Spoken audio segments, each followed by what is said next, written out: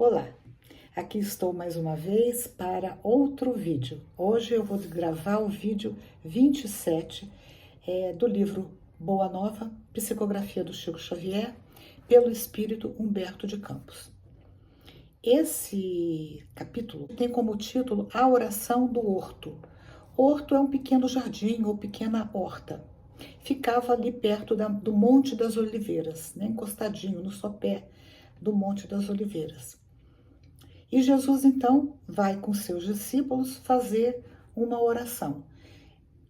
É bom lembrar que Jesus já vinha avisando os discípulos que já estava aproximando o tempo da sua partida. Por exemplo, quer ver? Quando ele fala no capítulo relativo à negação de Pedro, ele fala: aproxima-se a hora do meu derradeiro testemunho.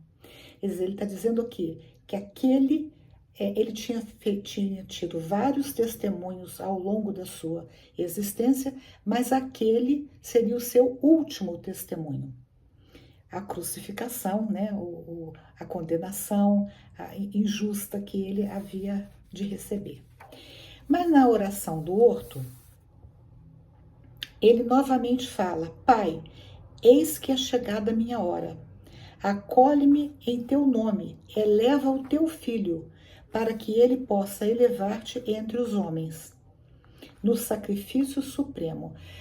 Aqui, quando Jesus fala isso, a gente já percebe que ele entende que a crucificação, o sofrimento pelo qual ele passaria, tinha uma finalidade.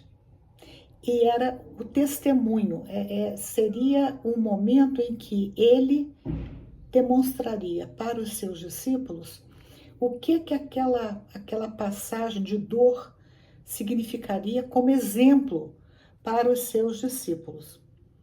Glorifiquei-te na terra, testemunhei tua magnanimidade e sabedoria, e consumo agora a obra que me confiaste.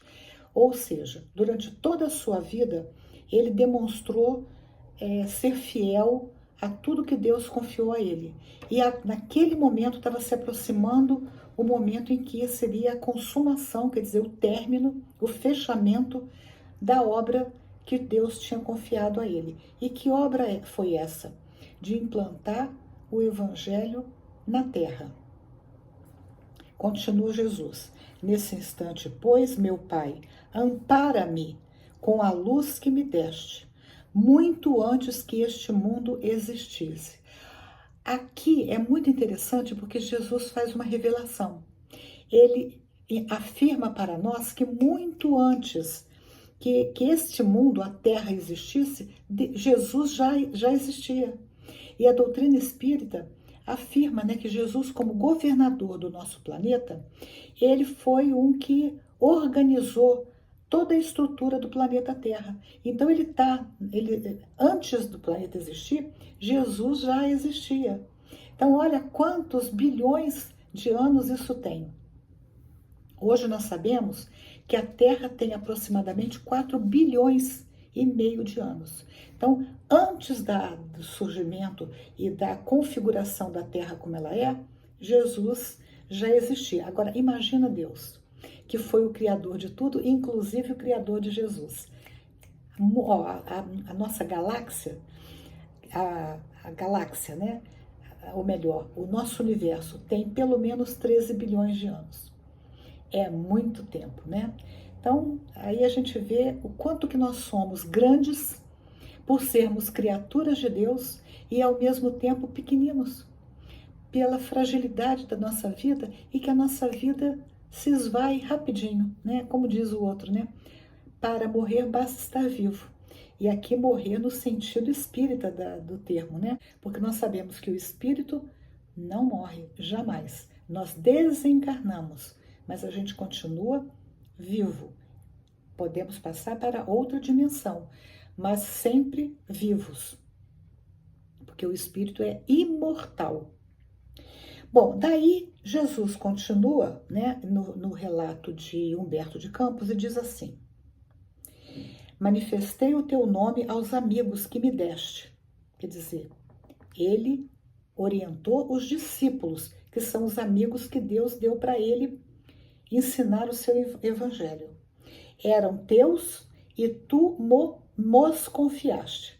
Quer dizer, Deus confiou a Jesus os discípulos para que eles orientassem esses discípulos para mais tarde ensinar o evangelho. Para que recebessem a tua palavra de sabedoria e de amor. Todos eles sabem agora que tudo quanto lhes dei, Jesus deu para eles, ensinou, provém de ti. Nada provinha de Jesus, provinha de Deus. Jesus fazia questão o tempo todo de dizer que era o que ele estava ensinando provinha, adivinha de Deus. Neste instante supremo, máximo, Pai, não rogo pelo mundo. Então, olha o que Jesus está falando. Ele não ia pedir nada para o mundo, que é tua obra. O mundo é obra de Deus, cuja perfeição se verificará um dia, porque está nos teus desígnios insondáveis. Mas peço-te particularmente por eles quem? Os discípulos, pelos que me confiaste, tendo em vista o esforço a que obrigará o evangelho que ficará no mundo sobre os seus ombros generosos. Aqui tem várias informações importantes. Primeiro, Jesus nesse momento não vai estar pedindo para ele, mas para os apóstolos. E também informou que a perfeição do mundo não se daria naquele momento. Demandaria tempo, né? Olha, verificará algum dia, porque está nos seus desígnios insondáveis. Quer dizer, até mesmo Jesus não dizia quais eram os desígnios de Deus, era insondável, misteriosos, vamos assim dizer, entre aspas. E nós, quando eu estava lendo esse texto, eu estava pensando assim, se os desígnios não aconteceriam naquela época, mas precisaria de tempo, que tempo era esse? Qual foi a outra revelação que nós tivemos a respeito da perfectibilidade do nosso planeta, do nosso mundo e de nós mesmos, né? Nós estamos nos aproximando no tempo da transição planetária, ou seja, no tempo em que a Terra, o planeta Terra e todos os mundos, porque não é só a Terra que está entrando em transição, é a Terra, todas as criaturas da Terra, todos os outros planetas que seguem a Terra aí na Via Láctea, e nós, as criaturas, vamos passar para um outro patamar de acordo com o nosso merecimento. Subiremos de nível se formos atentos e agirmos corretamente. Desceremos de nível, que não quer dizer regressão, mas assim, se eu não acompanho, eu vou ter que repetir de ano, que é o que acontece na escola. A gente repete de ano quando? Quando não está acompanhando a turma. E isso não é por castigo, é bondade divina, é bondade dos mestres, que nos retém, porque sabe que se a gente for passando mais ou menos, a gente vai tropeçando e não aprende. E o objetivo é que a gente aprenda. Basta que a gente veja o que está acontecendo aí nas escolas, que os alunos vão passando sem saber. O que acontece? Quem mais sofre? São eles próprios, né? Bom, aí nós vamos continuar o texto e dizendo assim, eu já não sou da terra. Como assim? Ele ainda estava encarnado, mas ele já não era da terra, quer dizer, a missão dele já estava terminada. Mas rogo-te que os meus discípulos amados sejam unidos uns aos outros, como eu sou um contigo. Dei-lhes a tua palavra para o trabalho santo da redenção das criaturas, que, pois, eles compreendam que nessa tarefa grandiosa, o maior testemunho é o do nosso próprio sacrifício pela tua causa, compreendendo que estão neste mundo sem pertencerem às suas ilusórias convenções, por pertencerem só a ti, de cujo amor viemos todos para regressar à tua magnanimidade e sabedoria, quando houvermos edificado o bom trabalho e vencido a luta proveitosa. É um capítulo, é um parágrafo bem, ou um trecho, melhor dizendo, bem profundo e pesado, né? Onde ele, basicamente, o que ele está falando é o seguinte: dai aos meus discípulos, faça com que eles entendam que eles precisam se amar. Porque foi uma recomendação que Jesus fez, que eles se amassem como ele os havia amado. E por quê? Esse amor promoveria a fortaleza e a união deles para o que eles teriam que obrigatoriamente enfrentar lá na frente. Todo o sofrimento que nós sabemos, que não teve um apóstolo que teve uma vida fácil ou uma morte, ou uma desencarnação fácil. O único que não desencarnou violentamente foi João. Todos os demais desencarnaram relativamente jovens e mortes muito violentas. Continua o Humberto de Campos. Que os meus discípulos, Pai, não façam da minha presença pessoal o motivo de sua alegria imediata. Ele está pedindo a Deus aqui que os discípulos conseguissem tocar, né, seus compromissos, independentemente da presença de Jesus. Olha aqui, não faça da minha presença pessoal o motivo de sua alegria imediata. Que me sintam sinceramente em suas aspirações, a fim de experimentarem o meu júbilo completo em si mesmos. Junto deles, outros trabalhadores do Evangelho despertarão para a tua verdade. Quer dizer, à medida que os discípulos fossem divulgando o Evangelho, outros trabalhadores viriam se somar, né? Eles precisariam estar com muita certeza disso, para enfrentarem todas as dificuldades que eles teriam lá na frente. O futuro estará cheio desses operários, dignos do salário celeste. Será, de algum modo, a posteridade, quer dizer, o futuro do Evangelho do Reino, que se perpetuará na terra para glorificar a tua revelação. Hoje nós estamos vivendo um momento que a gente fala muito do ataque que o cristianismo está sofrendo hoje. Mas a gente sabe que o cristianismo já sofreu vários ataques anteriormente.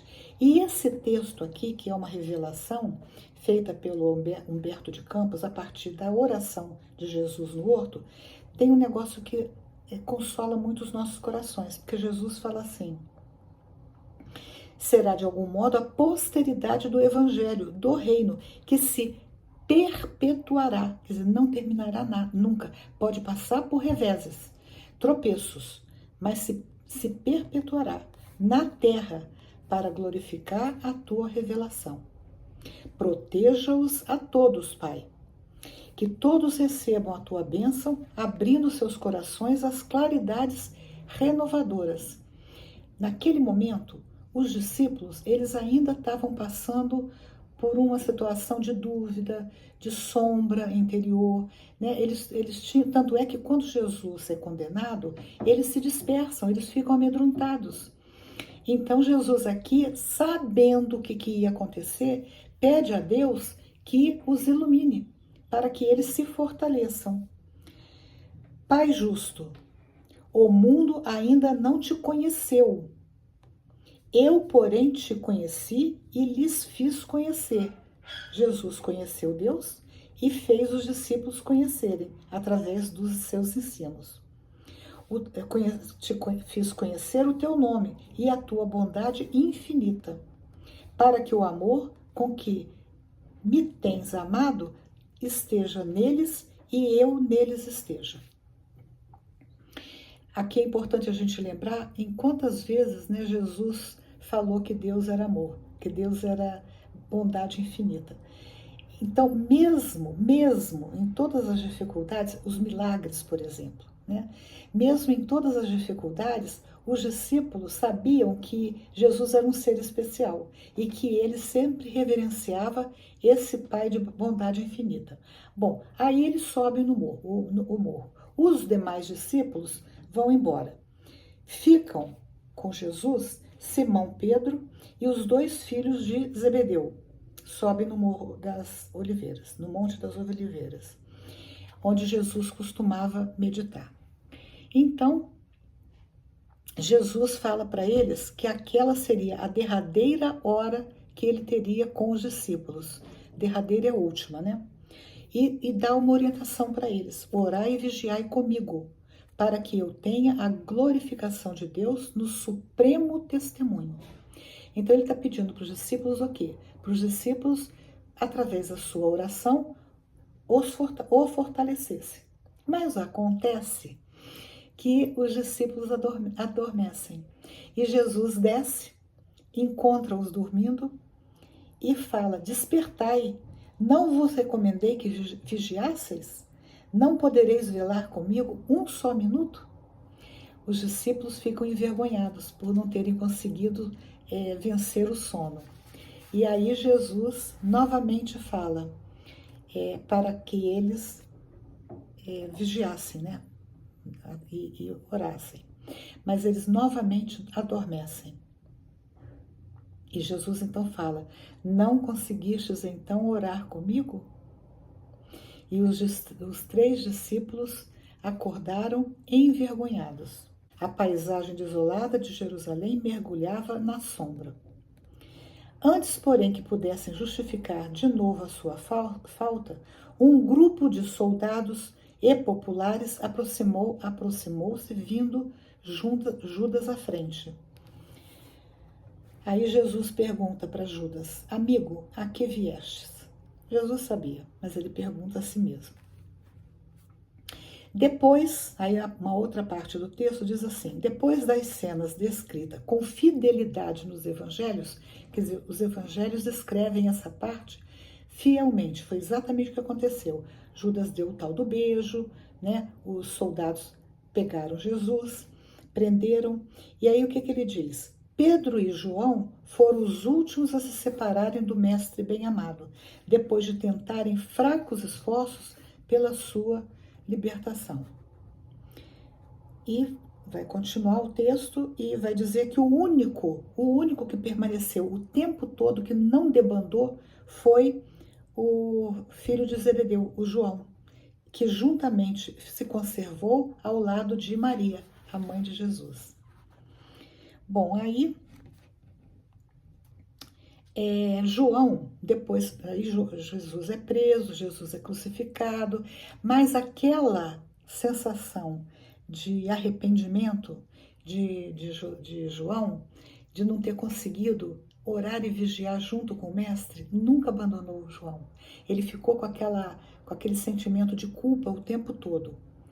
Então, o Humberto de Campos diz que nas suas meditações acerca do Messias, ele entrou a refletir maduramente sobre a oração do Horto das Oliveiras, perguntando a si próprio a razão daquele sono inesperado.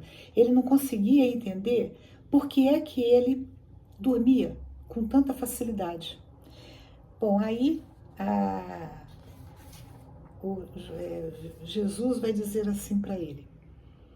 Jesus aparece para ele e diz assim: João, a minha soledade no horto, porque Jesus ficou sozinho, nenhum dos discípulos permaneceu vigilante com ele. Aí Jesus vai explicar. É também um ensinamento do Evangelho e uma exemplificação. A solidão de Jesus significará, para quantos vierem em nossos passos, que cada espírito na terra tem de ascender sozinho ao calvário da sua redenção, muitas vezes com a despreocupação dos entes mais amados no mundo. Em face desta lição, continua Jesus, o discípulo do futuro compreenderá que a sua marcha tem que ser solitária. Em face de que lição? Do fato de Jesus ter permanecido em oração e abandonado pelos discípulos, ainda que presencialmente eles estivessem ali. Uma vez que seus familiares e companheiros de confiança se entregaram ao sono da indiferença. Doravante, pois, aprendendo a necessidade do valor individual no testemunho, nunca deixes de orar e vigiar.